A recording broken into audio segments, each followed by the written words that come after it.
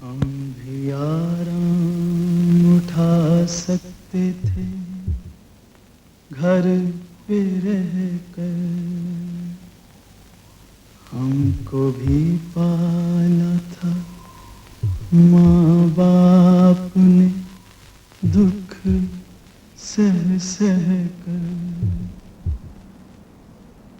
वक्त रुखसत उन्हें इतना भी ना आए कहकर, गोद में आंसू जो टपके कभी रुख से बहकर, तिफ़्ल उनको ही समझ लेना जी बहलाने को।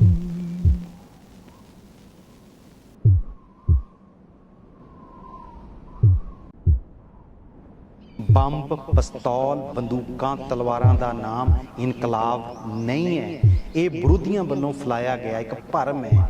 ਇਨਕਲਾਬ ਦਾ ਅਰਥ ਤਬਦੀਲੀ ਹੈ। हमने जब वादिए गुर्बत में कदम रखा था, दूर तक याद वतन आई थी समझाने को। ਰਾਤ ਨੇ ਭਾਵੇਂ ਕਸਾਈਆਂ ਦੀ ਕਰੀ ਹੈ ਰੀਸ ਹੋ, ਉਹ ਕੀ ਜਾਣੇ ਤਲੀਆਂ ਤੇ ਵੀ ਉੱਗ ਖਲੋਂਦੇ ਸੀਸ ਹੋ। ਵਰਮੀਆਂ ਤੇ ਬਾਸ ਜਿਸ ਦਾ ਨਾਗ ਤੋਂ ਉਹ ਡਰਿਆ ਨਹੀਂ, ਉਹ ਕਿਰਨਾਂ ਦੇ ਕਾਤਲੋ ਸੂਰਜ ਕਦੇ ਮਰਿਆ ਨਹੀਂ। ਜੀ ਹਾਂ, ਸੂਰਜ ਕਦੇ ਮਰਦਾ ਨਹੀਂ। ਤੇ ਭਗਤ ਸਿੰਘ ਇੱਕ ਅਜਿਹਾ ਸੂਰਜ ਸੀ ਜਿਹੜਾ ਸਮੇਂ ਦੇ ਹਾਕਮਾਂ ਨੇ ਤਾਂ ਇਹ ਭਰਮ ਪਾਲ ਕੇ ਭਗਤ ਸਿੰਘ ਨੂੰ ਖਤਮ ਕਰਨ ਦੀ ਕੋਸ਼ਿਸ਼ ਕੀਤੀ ਸੀ। ਉਹਨਾਂ ਨੂੰ ਲੱਗਦਾ ਸੀ ਕਿ ਭਗਤ ਸਿੰਘ ਖਤਮ ਹੋ ਗਿਆ, ਪਰ ਭਗਤ ਸਿੰਘ ਇੱਕ ਮਹਿਜ ਹੱਡ ਮਾਸ ਦਾ ਪੁਤਲਾ ਨਹੀਂ ਸੀ। ਭਗਤ ਸਿੰਘ ਇੱਕ ਵਿਚਾਰਧਾਰਾ ਹੈ। ਭਗਤ ਸਿੰਘ ਇੱਕ ਵਿਚਾਰ ਸੀ, ਵਿਚਾਰ ਹੈ, ਤੇ ਵਿਚਾਰ ਕਦੇ ਮਰਦਾ ਨਹੀਂ। ਸੂਰਜ ਕਦੇ ਨਹੀਂ ਮਰਦਾ, ਸੂਰਜ ਹਮੇਸ਼ਾ ਚਮਕਦਾ ਰਹਿੰਦਾ ਹੈ।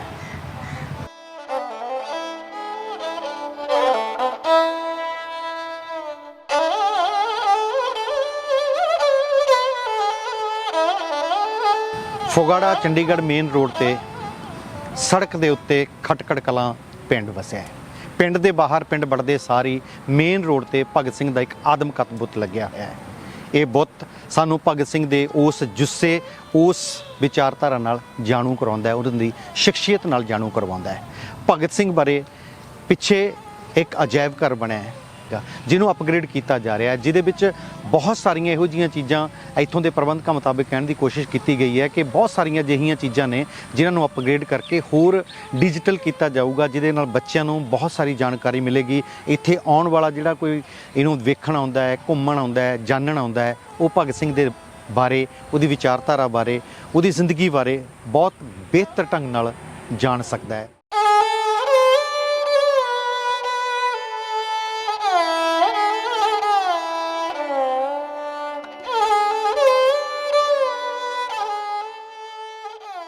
ਪਿੰਡ ਦੇ ਬਾਹਰ ਲੱਗੇ ਬੁੱਤ ਅਤੇ ਬਣੇ ਅਜਾਇਬ ਘਰ ਤੋਂ ਬਾਅਦ ਆਪਾਂ ਤੁਹਾਨੂੰ ਮਿਲਾਉਂਦੇ ਹਾਂ ਭਗਤ ਸਿੰਘ ਦੇ ਉਸ ਜੱਦੀ ਘਰ ਨਾਲ। ਆਪਾਂ ਪਹੁੰਚ ਚੁੱਕੇ ਹਾਂ ਉਹਨਾਂ ਦੇ ਜੱਦੀ ਘਰ ਦੇ ਬਾਹਰ। ਆਓ ਤੁਹਾਨੂੰ ਮਿਲਾਉਂਦੇ ਹਾਂ।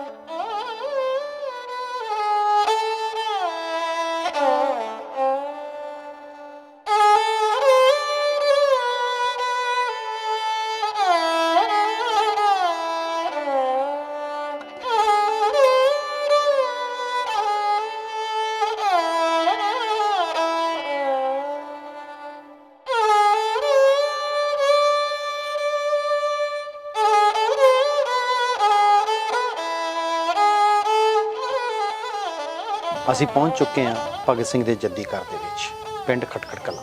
ਖਟਕੜ ਕਲਾਂ ਪਿੰਡ ਬੰਗਾ ਦੇ ਲਾਗੇ ਜ਼ਿਲ੍ਹਾ ਸ਼ਹੀਦ ਭਗਤ ਸਿੰਘ ਨਗਰ ਦੇ ਵਿੱਚ ਪੈਂਦਾ ਹੈ। ਖਟਕੜ ਕਲਾਂ ਪਿੰਡ ਬਾਰੇ ਛੋਟੀ ਜਿਹੀ ਜਾਣਕਾਰੀ ਤੁਹਾਡੇ ਨਾਲ ਸਾਂਝਾ ਕਰੀਏ। ਪੁਰਾਣੇ ਸਮੇਂ ਦੇ ਵਿੱਚ ਇਹ ਪਿੰਡ ਛੋਟੇ-ਛੋਟੇ ਕਿਲਿਆਂ ਨਾਲ ਘਿਰਿਆ ਹੋਇਆ ਸੀ। ਇਹਨਾਂ ਕਿਲਿਆਂ ਦਾ ਮਾਲਕ ਇੱਕ ਬਹੁਤ ਵੱਡਾ ਜ਼ਗੀਰਦਾਰ ਸੀ। ਇਹਦੇ ਨਾਲ ਹੋਰ ਛੋਟੇ-ਛੋਟੇ ਕਿਲੇ ਲੱਗਦੇ ਸੀ, ਪਰ ਉਹਨਾਂ ਨੂੰ ਗੜ੍ਹ ਖੁਰਦ ਕਿਹਾ ਜਾਂਦਾ ਸੀਗਾ। ਮੈਂ ਇੱਕ ਗੱਲ ਇਹ ਵੀ ਤੁਹਾਨੂੰ ਦੱਸ ਦੇਵਾਂ ਕਿ ਖੁਰਦ ਤੇ ਕਲਾਂ ਪਾਰਸੀ ਦੇ ਸ਼ਬਦ ਨੇ। ਕਲਾਂ ਦਾ ਮਤਲਬ ਹੈ ਵੱਡਾ ਔਰ ਖੁਰਦ ਦਾ ਮਤਲਬ ਹੈ ਛੋਟਾ। ਜਦੋਂ ਦੋ ਪਿੰਡ ਇਕੱਠੇ ਇੱਕੋ ਹੀ ਨਾਮ ਤੇ ਹੋਣ ਤਾਂ ਵੱਡੇ ਪਿੰਡ ਨੂੰ ਕਲਾਂ ਤੇ ਛੋਟੇ ਪਿੰਡ ਨੂੰ ਖੁਰਦ ਕਿਹਾ ਜਾਂਦਾ ਸੀ। ਇਹ ਵੱਡਾ ਪਿੰਡ ਖਟਕੜ ਕਲਾਂ। ਕਹਿੰਦੇ ਨੇ ਕਿ ਇਸ ਪਿੰਡ ਦੇ ਵਿੱਚ ਕੋਈ ਬਜ਼ੁਰਗ ਲਾਹੌਰ ਜ਼ਿਲ੍ਹੇ ਦੇ ਨਾਰਲੀ ਪਿੰਡ ਤੋਂ ਗੰਗਾ ਤੇ ਜਾਣ ਲਈ, ਹਰਿਦੁਆਰ ਜਾਣ ਲਈ ਰਵਾਨਾ ਹੋਇਆ। ਹਰਿਦੁਆਰ ਜਾਣ ਦਾ ਮਤਲਬ ਉਹਨੇ ਆਪਣੇ ਕਿਸੇ ਰਿਸ਼ਤੇਦਾਰ ਦੀਆਂ ਅਸਥੀਆਂ ਪ੍ਰਵਾਹ ਕਰਨਾ ਸੀ। ਰਸਤਾ ਲੰਬਾ ਸੀ। ਰਾਤ ਨੂੰ ਉਹ ਇਸ ਪਿੰਡ ਦੇ ਵਿੱਚ ਠਹਿਰਿਆ। ਜਿਸ ਕਿਲੇ ਦੇ ਵਿੱਚ ਉਹ ਠਹਿਰਿਆ, ਉਸ ਕਿਲੇ ਦਾ ਮਾਲਕ ਬਹੁਤ ਹੀ ਦਿਆਲੂ ਆਦਮੀ ਸੀ। ਉਹਨੇ ਬੇਨਤੀ ਕੀਤੀ ਕਿ ਰਾਤ ਨੂੰ ਉਹ ਖਾਣਾ ਉਹਨਾਂ ਦੇ ਪਰਿਵਾਰ ਨਾਲ ਖਾਵੇ। ਕਹਿੰਦੇ ਨੇ ਕਿ ਉਸ ਪਰਿਵਾਰ ਦੇ ਵਿੱਚ ਉਸ ਕਿਲੇ ਦੇ ਮਾਲਕ ਦੀ ਇੱਕ ਖੂਬਸੂਰਤ ਬੇਟੀ ਅਤੇ ਉਸ ਦੀ ਔਰਤ ਸੀ। ਜਦੋਂ ਖਾਣਾ ਖਾਣ ਲੱਗੇ ਤਾਂ ਉਸ ਅਜਨਬੀ ਅਤੇ ਉਸ ਕਿਲੇ ਦੇ ਮਾਲਕ ਦੀ ਬੇਟੀ ਦੀਆਂ ਅੱਖਾਂ ਚਾਰ ਹੋ ਗਈਆਂ। ਬੇਟੀ ਨੇ ਇਹ ਇੱਛਾ ਜ਼ਾਹਰ ਕੀਤੀ ਕਿ ਮੈਂ ਇਸ ਨੌਜਵਾਨ ਨਾਲ ਆਪਣੀ ਸ਼ਾਦੀ ਕਰਵਾਵਾਂਗਾ। ਮਾਂ-ਬਾਪ ਨੂੰ ਵੀ ਉਹ ਮੁੰਡਾ ਬਹੁਤ ਪਸੰਦ ਆਇਆ। ਜਦੋਂ ਸਵੇਰੇ ਜਾਣ ਲੱਗੇ ਤਾਂ ਉਸ ਹਵੇਲੀ ਦੇ ਮਾਲਕ ਨੇ ਉਸ ਨੌਜਵਾਨ ਨੂੰ ਕਿਹਾ ਕਿ ਕੀ ਤੂੰ ਸਾਨੂੰ ਦੁਬਾਰਾ ਸੇਵਾ ਕਰਨ ਦਾ ਮੌਕਾ ਦੇਵੇਂਗਾ? ਲੜਕਾ ਸਮਝ ਗਿਆ। ਉਹ ਹਰਿਦੁਆਰ ਲਈ ਰਵਾਨਾ ਹੋਇਆ। ਗੰਗਾ ਦੇ ਵਿੱਚ ਅਸਥੀਆਂ ਪ੍ਰਵਾਹ ਕਰਨ ਤੋਂ ਬਾਅਦ ਉਹ ਵਾਪਸ ਉਸ ਘਰ ਦੇ ਵਿੱਚ ਆਇਆ। ਉਸ ਦੇ ਆਉਣ ਤੋਂ ਪਹਿਲਾਂ ਹੀ ਉਹ ਕਿਲਾ ਸਜ ਚੁੱਕਾ ਸੀ ਸ਼ਾਦੀ ਦੇ ਰੂਪ ਦੇ ਵਿੱਚ। ਕਹਿੰਦੇ ਨੇ ਕਿ ਉਸ ਕਿਲੇ ਦੇ ਮਾਲਕ ਨੇ ਇਹ ਕਿਲਾ ਇੱਕ ਉਪਹਾਰ ਦੇ ਰੂਪ ਦੇ ਵਿੱਚ ਉਸ ਨੌਜਵਾਨ ਨੂੰ ਦੇ ਦਿੱਤਾ, ਜਿਸ ਤੋਂ ਇਹਦਾ ਨਾਮ ਖਟਕੜ ਕਲਾਂ ਪਿਆ, ਯਾਨੀ ਕਿ ਖੱਟ ਦੇ ਵਿੱਚ ਮਿਲਿਆ ਹੋਇਆ ਪਿੰਡ। ਕਹਿੰਦੇ ਨੇ ਉਸ ਤੋਂ ਬਾਅਦ ਇਹ ਖਟਕੜ ਕਲਾਂ ਦੇ ਵਿੱਚ ਇਹ ਪਿੰਡ ਵਸਿਆ ਤੇ ਇਸੇ ਪਿੰਡ ਦੇ ਵਿੱਚ ਸਰਦਾਰ ਕਿਸ਼ਨ ਸਿੰਘ ਪੈਦਾ ਹੋਏ। ਇਸੇ ਪਿੰਡ ਵਿੱਚ ਅਜੀਤ ਸਿੰਘ ਪੈਦਾ ਹੋਏ। ਇਸੇ ਪਿੰਡ ਦੇ ਵਿੱਚ ਚਾਚਾ ਸਵਰਨ ਸਿੰਘ ਪੈਦਾ ਹੋਇਆ ਤੇ ਇਸੇ ਪਿੰਡ ਦੇ ਨਾਲ ਜੁੜਿਆ ਹੈ ਸ਼ਹੀਦ ਭਗਤ ਸਿੰਘ, ਜਿਹਦੇ ਘਰ ਦੇ ਵਿੱਚ ਆਪਾਂ ਅੱਜ ਪਹੁੰਚ ਚੁੱਕੇ ਹਾਂ। ਮੈਂ ਤੁਹਾਨੂੰ ਘਰ ਦੇ ਵਿੱਚ ਪਹਿਲਾਂ ਹੀ ਵਿਹੜੇ ਦੇ ਵਿੱਚ ਬਣਿਆ ਇੱਕ ਉਸ ਕਿਸਮ ਦਾ ਉਸ ਵਕਤ ਦਾ ਖੂਹ ਤੁਹਾਨੂੰ ਦਿਖਾਉਣਾ ਵਾ। ਇਹ ਖੂਹ ਭਾਵੇਂ ਅੱਜ ਬੰਦ ਹੋ ਚੁੱਕਿਆ ਹੈ, ਪਰ ਇਹ ਖੂਹ ਸਿਰਫ ਇਸ ਖੂਹ ਦੀ ਖਾਸੀਅਤ ਇਹ ਨਹੀਂ ਹੈ ਕਿ ਭਗਤ ਸਿੰਘ ਦੇ ਘਰ ਦੇ ਵਿਹੜੇ ਵਿੱਚ ਬਣਿਆ ਹੈ। ਇਸ ਖੂਹ ਦੀ ਖਾਸੀਅਤ ਇਹ ਵੀ ਹੈ ਕਿ ਖੂਹ ਦੇ ਨਾਲ ਭਗਤ ਸਿੰਘ ਦਾ ਗੂੜਾ ਰਿਸ਼ਤਾ ਹੈ। ਜਦੋਂ ਜਲਿਆਂਵਾਲੇ ਬਾਗ ਦਾ ਕਾਂਡ ਵਾਪਰਿਆ, ਭਗਤ ਸਿੰਘ ਘਰੋਂ ਬਿਨਾਂ ਦੱਸੇ ਜਲਿਆਂਵਾਲੇ ਬਾਗ ਦੇ ਵਿੱਚ ਚਲਾ ਗਿਆ। ਬਾਗ ਦੇ ਵਿੱਚ ਜਾ ਕੇ ਉਹਨੇ ਲਹੂ ਭਿੱਜੀ ਮਿੱਟੀ ਚੁੱਕੀ ਤੇ ਸ਼ੀਸ਼ੇ ਵਿੱਚ ਪਾ ਲਈ ਤੇ ਉਹਨੇ ਅਹਿਦ ਕੀਤਾ ਕਿ ਮੈਂ ਜਲਿਆਂਵਾਲੇ ਬਾਗ ਦਾ ਬਦਲਾ ਲਵਾਂਗਾ। ਭਗਤ ਸਿੰਘ ਨੇ ਲੜਾਈ ਲੜੀ। ਭਗਤ ਸਿੰਘ ਨੇ ਫਾਂਸੀ ਦਾ ਰੱਸਾ ਚੁੰਮਿਆ। ਪਰ ਇੱਕ ਸਵਾਲ ਅੱਜ ਵੀ ਸਾਡੇ ਦਰਮਿਆਨ ਹੈ ਕਿ ਉਸ ਲਹੂ ਭਿੱਜੀ ਮਿੱਟੀ ਨੂੰ ਅੱਜ ਵੀ ਸ਼ੀਸ਼ੀ ਦੇ ਵਿੱਚੋਂ ਕੱਢਣ ਦੀ ਜ਼ਰੂਰਤ ਹੈ। ਡਾਇਰ ਤੇ ਉਡਵਾਇਰ ਦੋਨਾਂ ਨੂੰ ਪਹਿਚਾਨਣ ਦੀ ਜ਼ਰੂਰਤ ਹੈ। ਤੁਹਾਨੂੰ ਅੱਗੇ ਮਿਲਾਉਂਦੇ ਹਾਂ ਭਗਤ ਸਿੰਘ ਦੇ ਹੋਰ ਘਰ ਦੇ ਬਾਕੀ ਹਿੱਸੇ ਨਾਲ।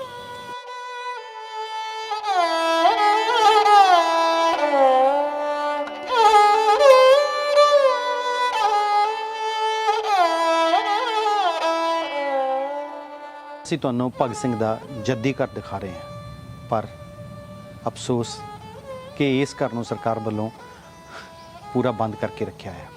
ਸੋ ਅਸੀਂ ਮਾਫੀ ਚਾਹੁੰਦੇ ਹਾਂ ਕਿ ਅਸੀਂ ਭਗਤ ਸਿੰਘ ਦੀਆਂ ਉਹ ਸਾਰੀਆਂ ਚੀਜ਼ਾਂ ਜਿਹੜੀਆਂ ਭਗਤ ਸਿੰਘ ਦੇ ਨਾਲ ਜੁੜੀਆਂ ਹੋਈਆਂ ਜਾਂ ਇਹਨਾਂ ਕਮਰਿਆਂ ਦੇ ਵਿੱਚ ਜੋ ਕੁਝ ਰੱਖਿਆ ਗਿਆ ਹੈ, ਉਹ ਅਸੀਂ ਤੁਹਾਨੂੰ ਬੜੀ ਨੇੜਤਾ ਤੋਂ ਨਹੀਂ ਵਿਖਾ ਸਕਦੇ।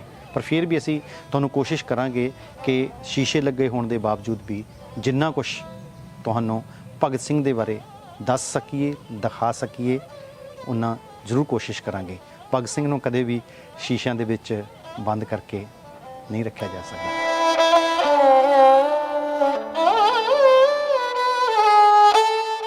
ਇਹ ਭਗਤ ਸਿੰਘ ਦਾ ਘਰ ਦਾ ਉਹ ਕਮਰਾ ਹੈ ਜਿਹਦੇ ਵਿੱਚ ਉਹਨਾਂ ਨਾਲ ਸੰਬੰਧਿਤ ਕੁਝ ਸਮਾਨ ਪਿਆ, ਭਾਂਡੇ ਪਏ ਹੈ।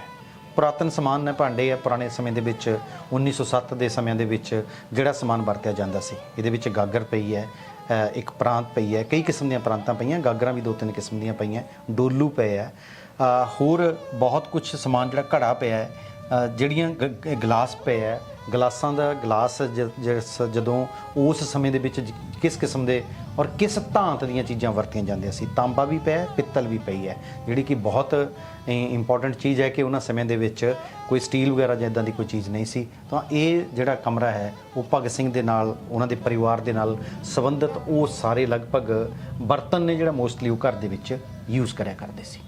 ਆਓ ਤੁਹਾਨੂੰ ਅੱਗੇ ਹੋਰ ਇੱਕ ਕਮਰੇ 'ਚ ਮਿਲਾਉਂਦੇ ਹਾਂ। ਇਹ ਕਮਰਾ ਜਿਹੜਾ ਹੈਗਾ ਵਾ, ਇਸ ਕਮਰੇ ਦੇ ਵਿੱਚ ਇੱਕ ਚਰਖਾ ਪਿਆ ਹੈ, ਜਿਹੜਾ ਆਮ ਤੌਰ ਤੇ ਉਦੋਂ ਘਰ ਦੀਆਂ ਔਰਤਾਂ ਮੁੱਖ ਰੂਪ ਦੇ ਵਿੱਚ ਚਰਖਾ ਕੱਤਿਆ ਕਰਦੀਆਂ ਸੀ। ਔਰ ਇੱਕ ਬਹੁਤ ਵੱਡੀ ਗੱਲ ਹੈ ਕਿ ਜਦੋਂ ਉਹ ਕੱਪੜੇ ਜਿਹੜੇ ਸੀਗੇ ਉਹ ਹੱਥ ਨਾਲ ਕੱਤ ਕੇ ਬਣਾਏ ਜਾਂਦੇ ਸੀਗੇ, ਖੱਡੀਆਂ ਤੇ ਬਣਾਏ ਜਾਂਦੇ ਸੀਗੇ। ਔਰ ਜਿਹੜੀ ਜਦੋਂ ਮਹਾਤਮਾ ਗਾਂਧੀ ਨੇ ਵੀ ਇੱਕ ਮੂਵਮੈਂਟ ਚਲਾਈ ਸੀਗੀ ਕਿ ਵਿਦੇਸ਼ੀ ਵਸਤਾਂ ਦਾ ਬਹਿਸ਼ਕਾਰ ਕੀਤਾ ਸੀ, ਤਾਂ ਉਦੋਂ ਚਰਖੇ ਨੂੰ ਬਹੁਤ ਜ਼ਿਆਦਾ ਬੜਾਵਾ ਵੀ ਮਿਲਿਆ ਕਿ ਚਰਖੇ ਤੇ ਕੱਤ ਕੇ ਜਿਹੜਾ ਹੈਗਾ ਉਹ ਕੱਪੜੇ ਪਾਏ ਜਾਣ, ਸਵਦੇਸ਼ੀ ਕੱਪੜੇ ਪਾਏ ਜਾਣ, ਵਿਦੇਸ਼ੀ ਕੱਪੜੇ ਨਾ ਪਾਏ ਜਾਣ। ਇਹਦੇ ਨਾਲ ਇੱਕ ਹੋਰ ਜਿਹੜੀ ਚੀਜ਼ ਪਈ ਹੈ, ਉਹ ਮਤਲਬ ਇੱਕ ਛੋਟੀ ਜਿਹੀ ਟੋਕਰੀ ਪਈ ਹੈ, ਬੋਈਆ ਪਿਆ ਹੈ, ਜਿਹਦੇ ਵਿੱਚ ਆਮ ਤੌਰ ਤੇ ਇਹ ਦੋ ਤਰ੍ਹਾਂ ਮੈਨੂੰ ਲੱਗਦਾ ਹੈ ਕਿ ਉਸ ਸਮੇਂ ਦੇ ਵਿੱਚ ਵਰਤਿਆ ਜਾਂਦਾ ਸੀਗਾ। ਇੱਕ ਤਾਂ ਇਹ ਰੋਟੀਆਂ ਪਾਉਣ ਲਈ ਵੀ ਛਾਬੇ ਦੇ ਰੂਪ ਦੇ ਵਿੱਚ ਵਰਤਿਆ ਜਾਂਦਾ ਸੀ, ਔਰ ਜਿਹੜਾ ਚਰਖੇ ਦੇ ਕੋਲੇ ਪਿਆ ਤੇ ਇਹਦਾ ਮਤਲਬ ਇਹ ਹੈਗਾ ਤੇ ਗਲੋਟੇ ਪਾ ਕੇ ਰੱਖਿਆ ਜਾਂਦਾ ਸੀ। ਗਲੋਟੇ ਜਿਹੜੇ ਰੂੰ ਜਦੋਂ ਬੁੜੀਆਂ ਕੱਤਦੀਆਂ ਸੀਗੀਆਂ ਤਾਂ ਉਹਦੇ ਤੋਂ ਜਿਹੜੇ ਉਹ ਕੱਤ ਕੇ ਜਿਹੜੇ ਨਿਕਲਦੇ ਸੀ ਗਲੋਟੇ, ਉਹ ਰੱਖੇ ਜਾਂਦੇ ਸੀ। ਔਰ ਇੱਕ ਟੋਕਰੀ ਦੇ ਵਿੱਚ ਰੂੰ ਰੱਖਿਆ ਜਾਂਦਾ ਸੀ, ਜਿਹੜਾ ਕੱਤਣ ਦੇ ਲਈ, ਚਰਖੇ ਤੇ ਕੱਤਣ ਦੇ ਲਈ ਕੰਮ ਆਉਂਦਾ ਸੀਗਾ। ਇਸ ਕਮਰੇ ਦੇ ਵਿੱਚ ਲਗਭਗ 2 ਬਾਲਟੀਆਂ ਪਈਆਂ, ਇੱਕ ਉਸ ਕਿਸਮ ਦਾ ਟੱਬ ਵੀ ਪਿਆ ਜਿਹੜਾ ਪਰਿਵਾਰ ਭਗਤ ਸਿੰਘ ਦੇ ਸਮੇਂ ਦੇ ਵਿੱਚ ਉਹਨਾਂ ਬਾਲਟੀਆਂ ਤੇ ਟੱਬ ਨੂੰ ਵਰਤਿਆ ਕਰਦਾ ਸੀ। ਆਓ ਤੁਹਾਨੂੰ ਅੱਗੇ ਹੋਰ ਲੈ ਕੇ ਚੱਲਦੇ ਹਾਂ। ਇਹ ਆਮ ਤੌਰ ਤੇ ਘਰਾਂ ਦੇ ਵਿੱਚ ਉਹਨਾਂ ਸਮੇਂ ਦੇ ਵਿੱਚ, ਔਰ ਖਾਸ ਕਰਕੇ ਅੱਜ ਵੀ ਬਹੁਤ ਸਾਰੇ ਘਰਾਂ ਦੇ ਵਿੱਚ ਇਹ ਚੁੱਲ੍ਹਾ ਹੈ ਜਿਹੜਾ ਬਾਹਰ ਅਸੀਂ ਬਹੁਤੀ ਵਾਰੀ ਚੁੱਲ੍ਹੇ ਤੇ ਰੋਟੀਆਂ ਬਣਾਉਂਦੇ ਹਾਂ, ਔਰ ਹਾਰੇ ਦੇ ਵਿੱਚ ਧਰ ਕੇ ਇਹਦੀ ਦਾਲ ਵਗੈਰਾ ਬਣਾਈ ਜਾਂਦੀ ਸੀ। ਔਰ ਚੁੱਲ੍ਹੇ ਦਾ ਸਟਾਈਲ ਜਿਹੜਾ ਹੈਗਾ ਉਹ ਪੁਰਾਣੇ ਸਮੇਂ ਦਾ ਹੀ ਹੈ, ਕਿਉਂਕਿ ਅੱਜ ਦੇ ਸਮੇਂ ਦੇ ਵਿੱਚ ਗੈਸ ਚੁੱਲ੍ਹੇ ਦੇ ਵਿੱਚ ਜਿਵੇਂ 4-4 ਚੁੱਲ੍ਹੇ ਆ ਗਏ ਹੈ, ਇਹ ਵੀ 2 ਚੁੱਲ੍ਹਿਆਂ ਵਾਲਾ 3 ਚੁੱਲ੍ਹਿਆਂ ਵਾਲਾ ਕਨਸੈਪਟ ਸੀਗਾ। ਇਹ ਤੋਂ ਵੀ ਵਧੀਆ ਕਨਸੈਪਟ ਅੱਗੇ ਲੋਕਾਂ ਦਾ ਹੁੰਦਾ ਸੀ, ਇੱਕ ਤੋਂ ਬਾਅਦ ਦੂਜਾ ਚੁੱਲ੍ਹਾ ਤੇ ਦੂਜੇ ਤੋਂ ਬਾਅਦ ਤੀਜਾ ਚੁੱਲ੍ਹਾ। ਸੋ ਇਹ ਚੁੱਲ੍ਹਾ ਉਹਨਾਂ ਸਮੇਂ ਦੇ ਵਿੱਚ ਵਰਤਿਆ ਜਾਂਦਾ ਸੀ।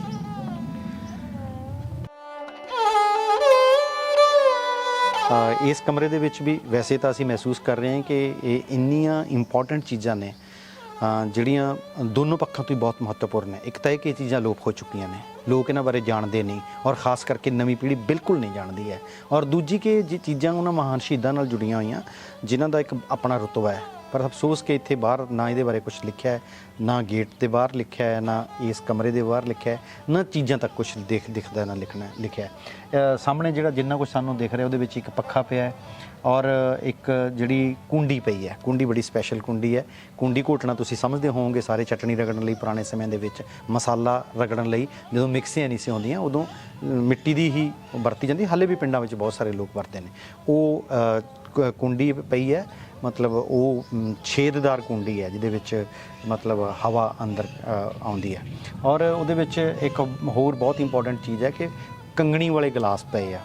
ਕੰਗਣੀ ਵਾਲੇ ਗਲਾਸ ਤੁਸੀਂ ਸਮਝਦੇ ਹੋਗੇ, ਪੁਰਾਣੇ ਸਮੇਂ ਦੇ ਵਿੱਚ ਪਿੰਡਾਂ ਦੇ ਵਿੱਚ ਕੰਗਣੀ ਵਾਲੇ ਗਲਾਸ ਵਰਤੇ ਜਾਂਦੇ ਸੀ। ਔਰ ਖਾਸ ਕਰਕੇ ਉਹਨਾਂ ਦਾ ਪ੍ਰਯੋਗ ਜਿਹੜਾ ਸੀਗਾ, ਉਹਨਾਂ ਦਾ ਵਰਤੋਂ ਜਿਹੜੀ ਸੀਗੀ ਉਹ ਲੱਸੀ ਪੀਣ ਲਈ ਕੀਤੀ ਜਾਂਦੀ ਸੀਗੀ। ਆਏ ਗਏ ਦੇ ਮੂਹਰੇ ਉਹ ਚਾਂਦੀ ਦੇ, ਪਿੱਤਲ ਦੇ ਔਰ ਕਾਂਸੇ ਦੇ ਜਿਹੜੇ ਗਲਾਸ ਹੁੰਦੇ ਸੀ, ਉਹ ਅੰਦਰ ਬਹੁਤ ਸਾਰੇ ਖਾਸੀ ਗਿਣਤੀ ਦੇ ਵਿੱਚ ਪਏ ਆ। ਔਰ ਅੰਦਰ ਜਿਹੜਾ ਹੈਗਾ ਇੱਕ ਤੱਕੜੀ ਪਈ ਹੈ, ਛਾਬਾ, ਪੁਰਾਣੇ ਸਮੇਂ ਦੇ ਵਿੱਚ ਜਿਹੜਾ ਵਰਤਿਆ ਜਾਂਦਾ ਸੀਗਾ ਛਾਬਾ, ਜਿਹਦੇ ਵਿੱਚ ਮਤਲਬ ਉਹ ਹੋਣ ਵਾਲਾ ਨਹੀਂ ਸੀ, 2 ਛਾਬੇ ਹੁੰਦੇ ਸੀ ਤੇ ਉਹਦੇ ਨਾਲ ਇੱਕ ਤਣੀ ਲੱਗੀ, ਦੋਨਾਂ ਪਾਸਿਆਂ ਤੇ ਤਣੀਆਂ ਲੱਗੀਆਂ ਹੁੰਦੀਆਂ ਸੀਗੀਆਂ, ਔਰ ਇੱਕ ਵਿਚਾਲੇ ਡੰਡਾ ਜਿਹੜਾ ਜਿਹਦਾ ਤੁਲਾ ਵਾਲਾ ਵੀ ਜਿਹੜਾ ਮਤਲਬ ਤੁਲਾ ਤੱਕੜੀ ਹੁੰਦੀ ਹੈ, ਇਸ ਕਰਕੇ ਉਹ ਵੀ ਜਿਹੜੀ ਹੈਗੀ ਅੰਦਰ ਸਾਨੂੰ ਦੇਖਣ ਨੂੰ ਮਿਲਦੀ ਹੈ। ਦੋਸਤੋ ਅੱਗੇ ਅਸੀਂ ਤੁਹਾਨੂੰ ਜਿਵੇਂ ਮੈਂ ਪਹਿਲਾਂ ਵੀ ਦੱਸ ਚੁੱਕਿਆ ਕਿ ਅਸੀਂ ਤੁਹਾਨੂੰ ਉਸ ਲੈਵਲ ਤੇ ਅਸੀਂ ਭਗਤ ਸਿੰਘ ਬਾਰੇ ਇਕੱਲੀਆਂ ਤੁਹਾਨੂੰ ਇਹ ਚੀਜ਼ਾਂ ਨਹੀਂ ਵਿਖਾਉਣੀਆਂ, ਚੀਜ਼ਾਂ ਤੁਸੀਂ ਕਿਤੇ ਵੀ ਵੇਖ ਸਕਦੇ ਹੋ। ਅਸੀਂ ਭਗਤ ਸਿੰਘ ਦੇ ਵਿਚਾਰਾਂ ਬਾਰੇ, ਭਗਤ ਸਿੰਘ ਅਸਲ ਦੇ ਵਿੱਚ ਕੀ ਸੀ, ਭਗਤ ਸਿੰਘ ਕਿਉਂ ਬਣਿਆ, ਇਹ ਗੱਲਾਂ ਵੀ ਅਸੀਂ ਤੁਹਾਡੇ ਨਾਲ ਸਾਂਝੀਆਂ ਕਰਨੀਆਂ, ਕਿਉਂਕਿ ਆਹ ਚੀਜ਼ਾਂ ਤੁਸੀਂ ਕਿਤੇ ਵੀ ਵੇਖ ਸਕਦੇ ਹੋ। ਚੱਕੀ ਹੈ, ਚੱਕੀ ਦਾ ਮਤਲਬ ਇਹ ਹੈ ਕਿ ਇਹਦੇ ਵਿੱਚ ਜਦੋਂ ਵੀ ਪੁਰਾਣੇ ਸਮੇਂ ਦੇ ਵਿੱਚ ਘਰਾਂ ਦੇ ਵਿੱਚ ਆਟਾ ਘਰੇ ਪੀਸਿਆ ਜਾਂਦਾ ਸੀ, ਦਾਲਾਂ ਪੀਸੀਆਂ ਜਾਂਦੀਆਂ ਸੀ, ਹਲਦੀ ਪੀਸੀ ਜਾਂਦੀ ਸੀ, ਮਿਰਚਾਂ ਪੀਸੀਆਂ, ਸਾਰੇ ਮਸਾਲੇ ਪੀਸੇ ਜਾਂਦੇ ਸੀਗੇ। ਬਹੁਤ ਕੁਝ ਜਿਹੜਾ ਸੀਗਾ ਉਹ ਚੱਕੀ ਤੋਂ ਕੰਮ ਲਿਆ ਜਾਂਦਾ ਸੀ। ਔਰ ਚੱਕੀ ਦਾ ਸੰਬੰਧ ਜਿਹੜਾ ਹੈਗਾ ਵਾ ਉਹ ਭਗਤ ਸਿੰਘ ਨਾਲ ਵੈਸੇ ਵੀ ਜੁੜਿਆ ਹੋਇਆ। ਜੇਲ੍ਹਾਂ 'ਚ ਜਾ ਕੇ ਜਦੋਂ ਚੱਕੀਆਂ ਪੀਸੀਆਂ ਤਾਂ ਇਹ ਚੱਕੀ ਉਸ ਲੈਵਲ ਤੇ ਬਹੁਤ ਇੰਪੋਰਟੈਂਟ ਹੈ। ਅੱਗੇ ਅਸੀਂ ਤੁਹਾਨੂੰ ਇੱਕ ਹੋਰ ਜਿਹੜਾ ਘਰ ਦਾ ਕਮਰਾ ਹੈਗਾ ਉਹ ਦਿਖਾਉਣਾ ਚਾਹਾਂਗੇ। ਦੇਖਣ ਨੂੰ ਤਾਂ ਐਂ ਲੱਗਦਾ ਹੈ ਕਿ ਜਿਵੇਂ ਇਹਨੂੰ ਦਫ਼ਤਰ ਦੇ ਰੂਪ ਦੇ ਵਿੱਚ ਵੀ ਯੂਜ਼ ਕੀਤਾ ਜਾਂਦਾ ਹੋਵੇ, ਪਰ ਇਹਦੇ ਅੰਦਰ ਕੁਝ ਚੀਜ਼ਾਂ ਬਹੁਤ ਇੰਪੋਰਟੈਂਟ ਚੀਜ਼ਾਂ ਨੇ, ਜਿਨ੍ਹਾਂ ਦੇ ਵਿੱਚੋਂ ਇੱਕ ਟੋਪੀ ਪਈ ਹੈ ਔਰ ਇੱਕ ਜਿਹੜਾ ਆਮ ਤੌਰ ਤੇ ਪੁਲਿਸ ਜਿਹਨੂੰ ਰੂਲ ਵਗੈਰਾ ਵਰਤਦੀ ਸੀ। ਇਹ ਪਤਾ ਨਹੀਂ ਇੱਥੇ ਕਿਉਂ ਰੱਖਿਆ, ਕਿਉਂਕਿ ਇੱਥੇ ਲਿਖਿਆ ਕੁਝ ਨਹੀਂ ਹੋਇਆ। ਸੋ ਅਸੀਂ ਦੇਖਿਆ ਪੁਲਿਸ ਵਾਲਿਆਂ ਕੋਲੇ ਉਸ ਸਮੇਂ ਦੇ ਵਿੱਚ ਫਿਲਮਾਂ ਵਗੈਰਾ ਦੇ ਵਿੱਚ ਕਿ ਉਸ ਕਿਸਮ ਦਾ ਰੂਲ ਵਰਤੇ ਸੀ। 2 ਕੁਰਸੀਆਂ ਪਈਆਂ ਔਰ ਇੱਕ ਪਲੰਗ ਪਿਆ ਜਿਹੜਾ ਕਿ ਉਸ ਸਮੇਂ ਦਾ ਪ੍ਰਤੀਤ ਹੁੰਦਾ ਹੈ। ਔਰ ਮੈਨੂੰ ਲੱਗਦਾ ਕਿ ਜ਼ਰੂਰ ਇਹ ਭਗਤ ਸਿੰਘ ਦੇ ਪਰਿਵਾਰ ਦੇ ਨਾਲ ਰਿਲੇਟਡ ਹੀ ਹੋਏਗਾ। ਇਸ ਕਮਰੇ ਦੇ ਵਿੱਚ ਇੰਨਾ ਕੀ ਹੈ।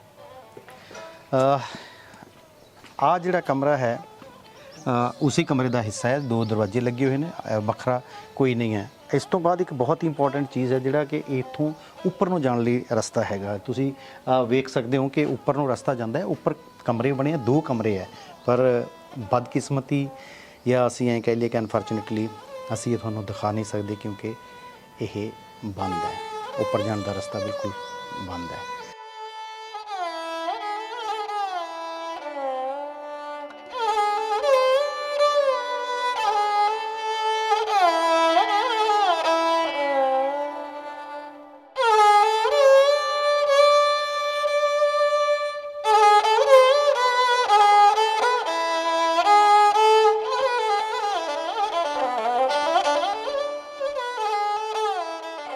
ਅਸੀਂ ਤੁਹਾਨੂੰ ਭਗਤ ਸਿੰਘ ਦਾ ਜੱਦੀ ਘਰ ਦਿਖਾਇਆ।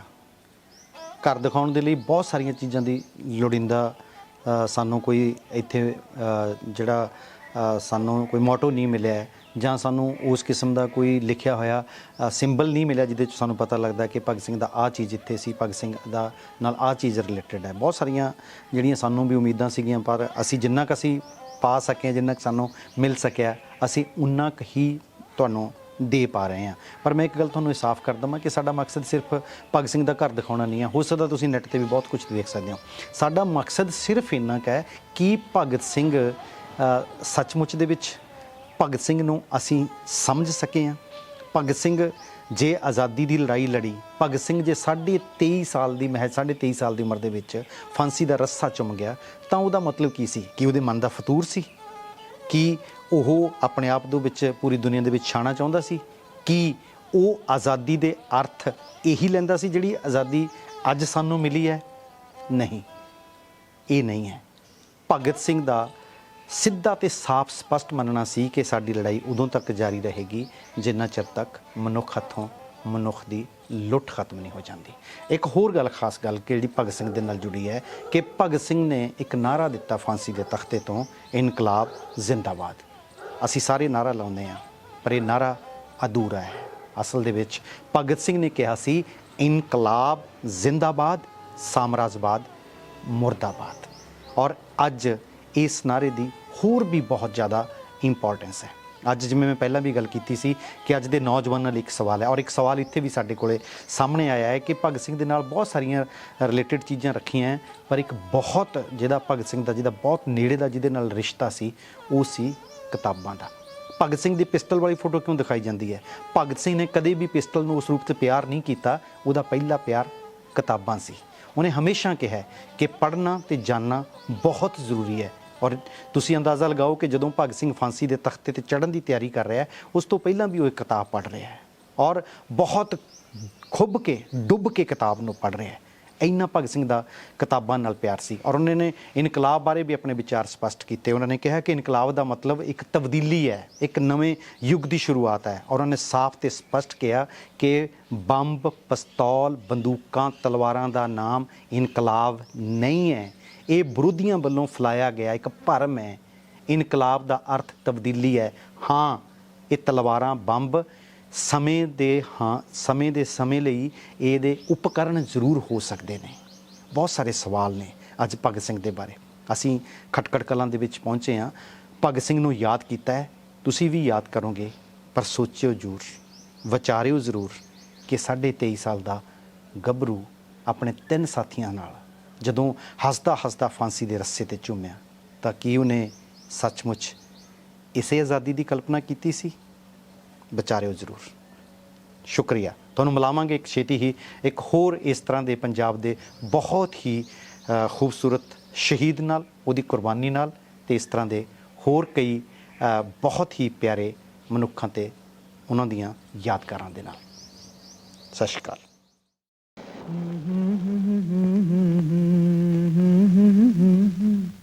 ਮੇਰਾ ਰੰਗ ਦੇ ਬਸੰਤੀ ਚੋਲਾ ਓਏ, ਰੰਗ ਦੇ ਬਸੰਤੀ ਚੋਲਾ ਮਾਏ